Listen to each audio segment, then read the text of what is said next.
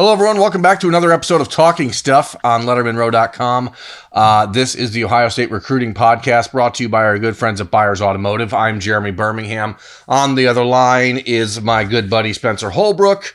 We are talking stuff about Ohio State football recruiting, and this time of year, Spencer, is a little bit slow. So, people might think that, hey, we're talking about the same guys over and over, but when news happens, that's what we're going to talk about. And the biggest piece of news in the last few days, as far as I'm concerned, is the decision, I guess, that Evan Pryor wants to be committed by the start of April. And knowing that he wants to take a visit to Ohio State in March, knowing that Ohio State has been near the top of his list for a while, knowing that the Ohio State recruits feel very strongly that Evan Pryor is a guy that could commit to the Buckeyes, I think the ears have to go up, and we're officially on a commitment watch type of situation from Evan Pryor.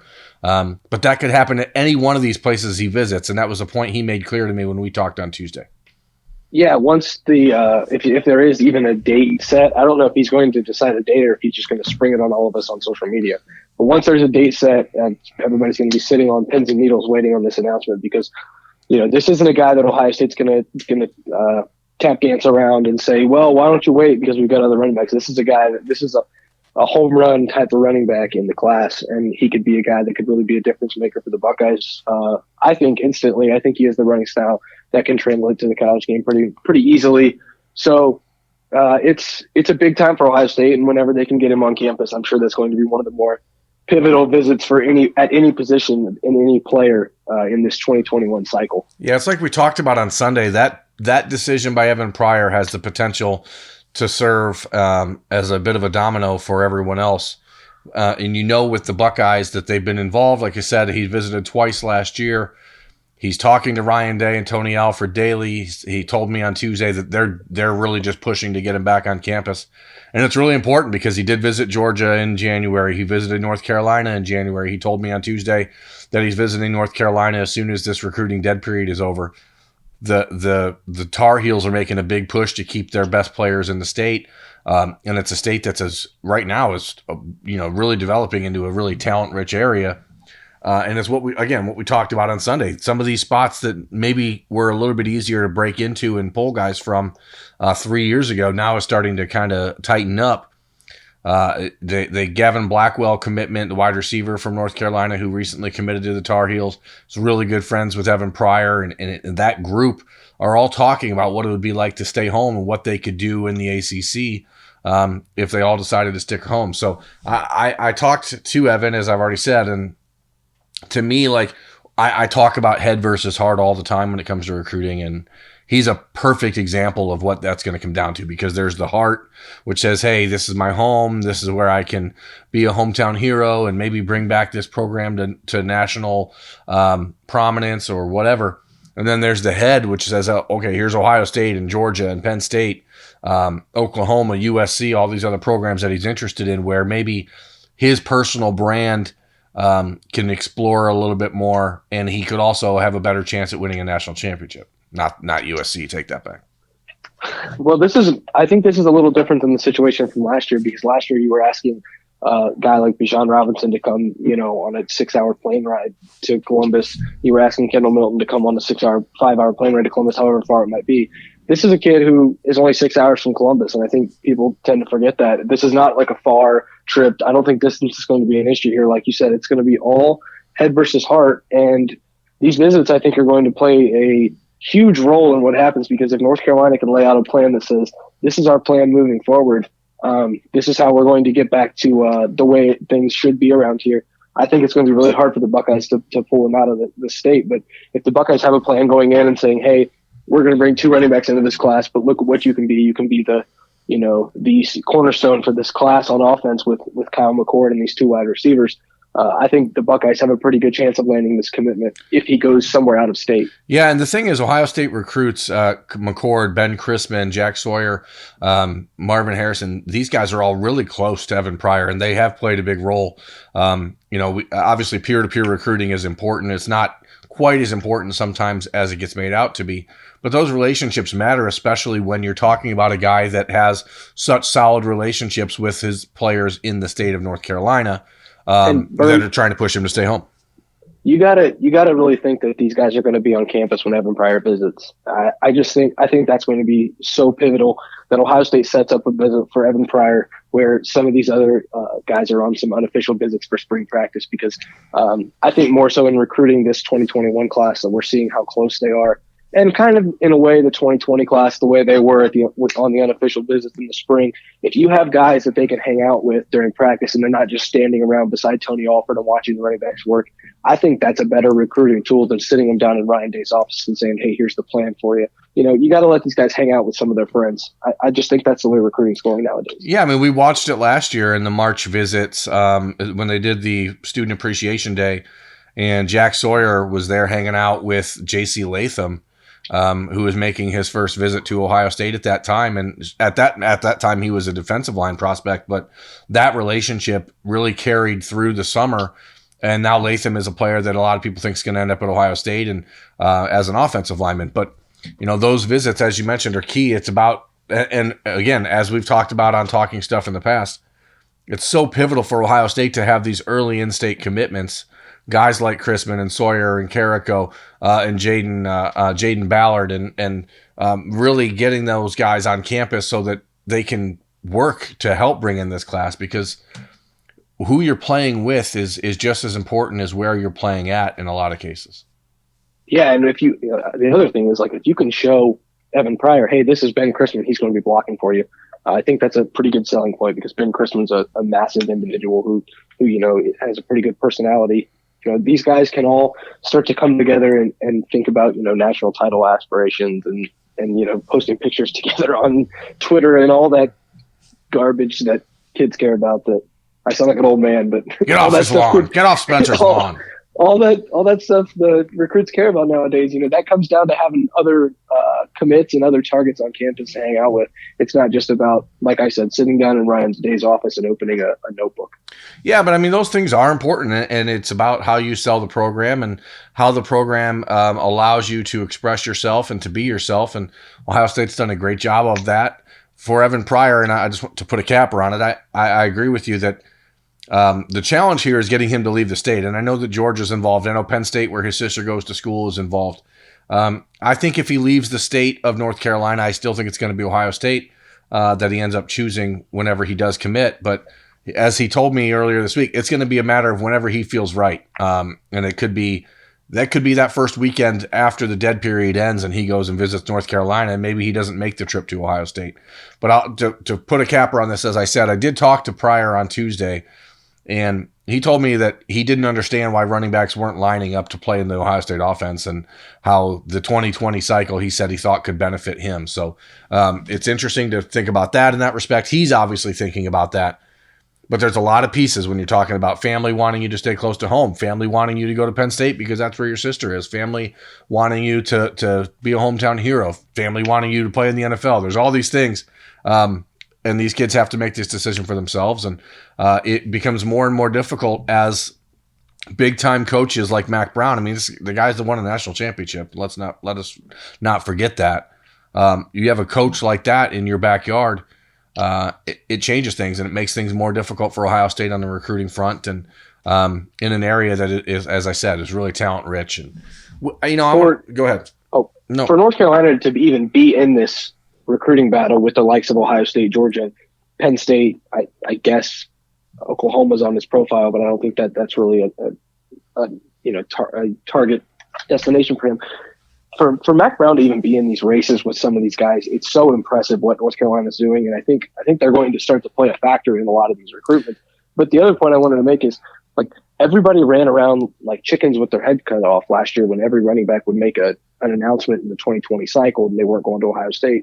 I think it just set up for, like Evan Pryor mentioned, and like we're going to continue to talk about, it set up for Ohio State some just fantastic opportunities with this, what I call, loaded 2021 class. Yeah, they just have to take advantage of it. And Tony Alford, I know he took a lot of heat in the last cycle, and even the 29 cycle, but he's done a really great job building relationships with recruits. I mean, there's a reason that Bijan Robinson and Jalen Knighton committed to him in the first place.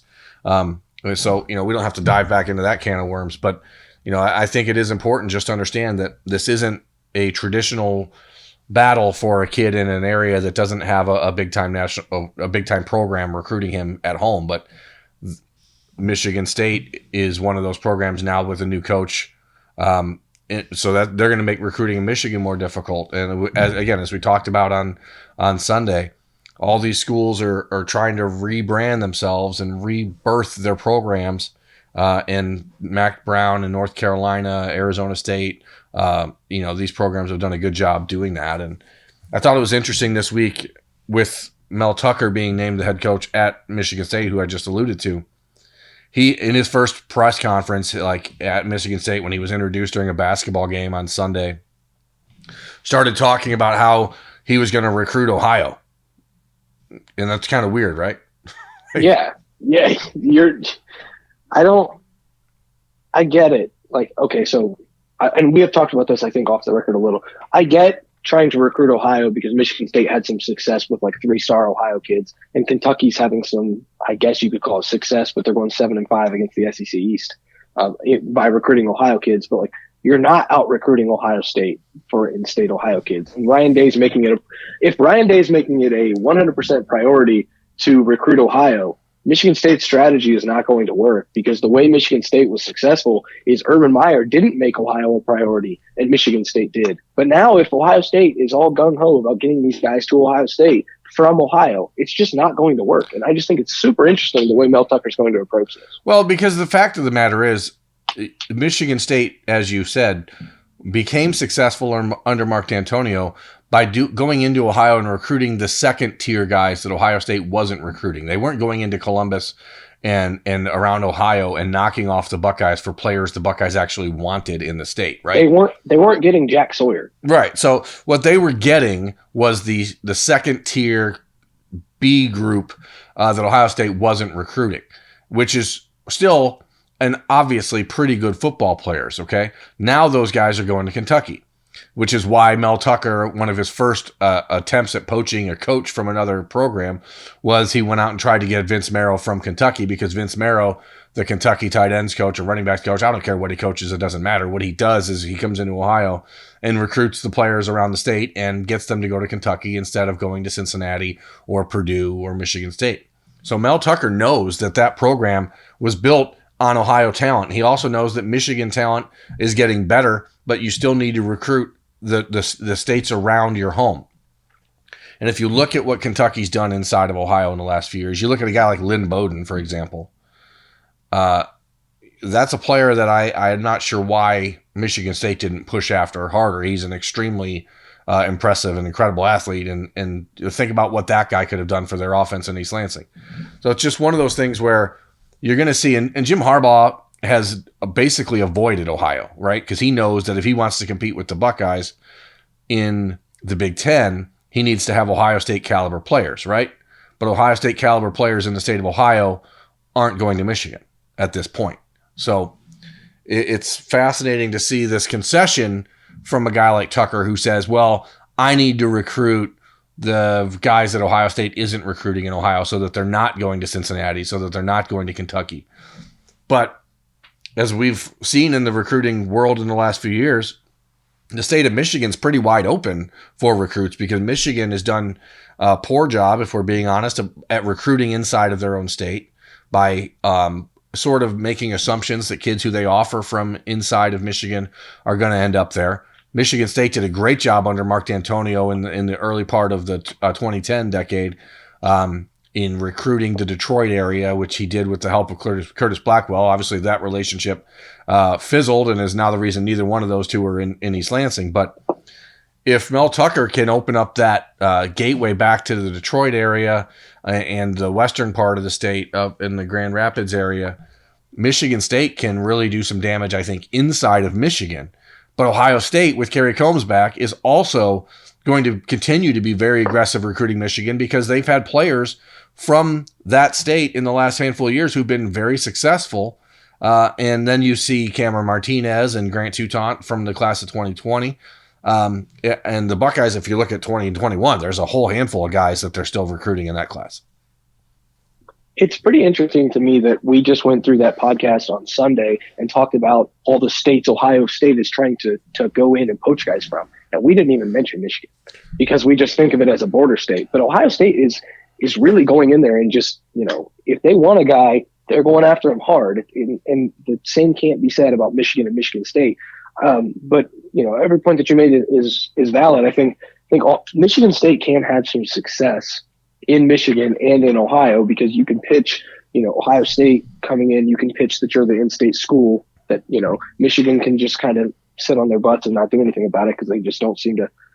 I don't know. I don't like Michigan's recruiting strategy, but I think Michigan State can do a pretty decent job in the state of Michigan and in the state of Ohio, if they work hard. And Mel Tucker is a from everything that I've read and seen about Mel Tucker, he is a tireless recruiter. He is a good recruiter. And so if you can put a fence around some of Michigan and get some of those second-tier guys in Ohio, I think you can have a lot of success there. Yeah, what's interesting, though, is that the kids growing up in Michigan right now, the football players growing up in Michigan, their formative years were years when Michigan State was the winning program in the state, not Michigan.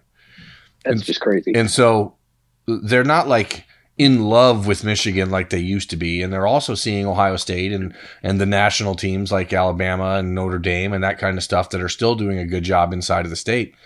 And again, Michigan's brand has always been to recruit nationally because there was always a lack of talent inside of Michigan, but that has really changed in the last handful of years. And I don't think that the Wolverines under Jim Harbaugh have really tried to tap into that. I mean, sure, they still get the majority of the kids they want in the state, and I'm not trying to suggest that they don't, but I think that they've had a tendency to get a little bit lackadaisical. If you look at like Julian Barnett and Devontae Dobbs in the class of 2019, you look at Cameron Martinez in 2020, there's a handful of guys in 2021 that are really open to national looks. And you look at guys like Donovan Edwards, the top-ranked running back in the state of Michigan and the number 2 running back in the country, who's looking at Ohio State, Notre Dame, LSU, Georgia. If you look at Rocco Spindler and Garrett Dellinger, the tackles at Clarkston, Michigan, the 2 offensive tackles, both of them top 10 players in the country at their position. I talked to them both this week, and they're both setting up their official visits to Ohio State. They're both taking official visits to Notre Dame. Dellinger is, a lot of people think that he's going to go down to LSU, and that's where he could end up. And these kids aren't afraid to leave the state of Michigan because there's nothing really that's forcing them or keeping them home, because the success in places like Ohio State and Alabama and Clemson, where like Duke Oroku, the defensive lineman in 2019, went. There's all these guys that realize they can go play at a national program somewhere else, and one that's not losing every big game they play. And I think that is certainly playing a part of this.